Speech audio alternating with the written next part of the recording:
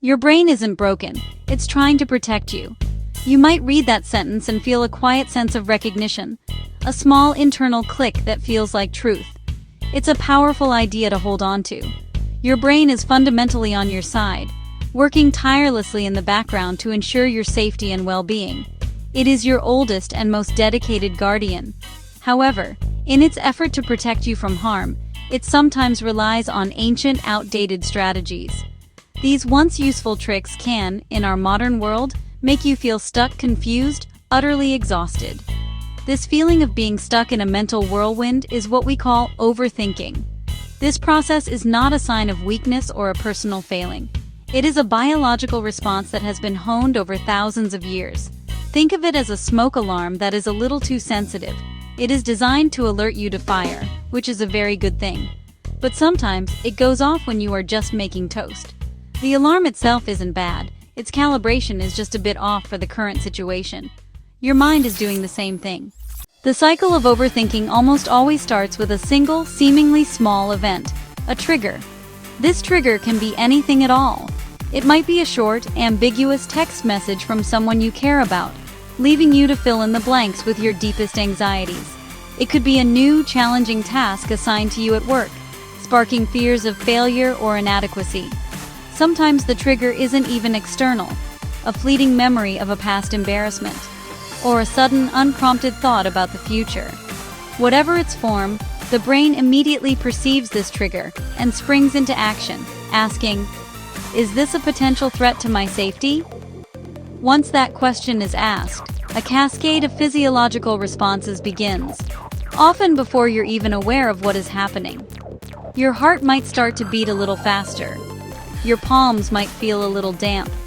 A subtle tension might creep into your shoulders and jaw. Your mind, now on high alert, immediately starts scanning its vast database of experiences and knowledge. It frantically searches for answers. It searches for solutions. It looks for ways to neutralize the perceived danger. It wants to solve the problem before it can hurt you. This initial reaction is automatic and incredibly fast, rooted in an older part of the brain that protected us from physical dangers. Think predators or rival tribes. That part of the brain is the amygdala. The amygdala doesn't always know the difference between a tiger in the bushes and a critical comment from a coworker. It just senses a potential problem and sounds the alarm. The logical, more modern part of your brain then has to deal with this alarm. Instead of calmly assessing the situation, it often gets swept up in the urgency. This is the moment a simple thought can morph into a full-blown overthinking session. The initial search is meant to help, to give you a plan, to protect you from future pain or embarrassment. This is where your brain, in its earnest search for a way to prevent pain or solve a problem, gets stuck. It begins to generate an endless stream of possibilities, almost all of them negative. It starts asking what if, over and over again. What if I said the wrong thing? What if they are mad at me? What if I fail this project? What if I never figure this out? Each question is a new path for your mind to explore, and each path is filled with imagined dangers and worst-case scenarios. This is the overthinking loop in its full, exhausting glory. This mental process feels incredibly productive, which is what makes it so deceptive. You feel like you are working hard on a problem. You are analyzing it from every angle, preparing for every contingency. But in reality, you are not moving toward a solution. You are simply running in place. It is like being on a mental treadmill.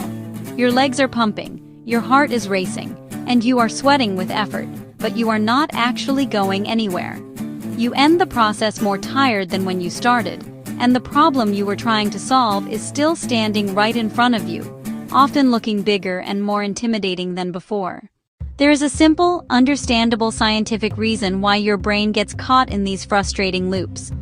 It is not a flaw in your character, it is a feature of your brain's wiring. Your brain has a highly effective system for creating habits.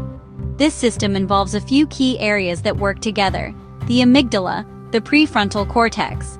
When a worry is triggered, these parts of the brain start a conversation.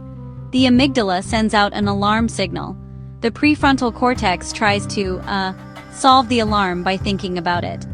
This process can quickly become a habit loop, much like any other habit you have. Here's a very simple tool you can use. I call it the 3-word pause. Notice, breathe, act.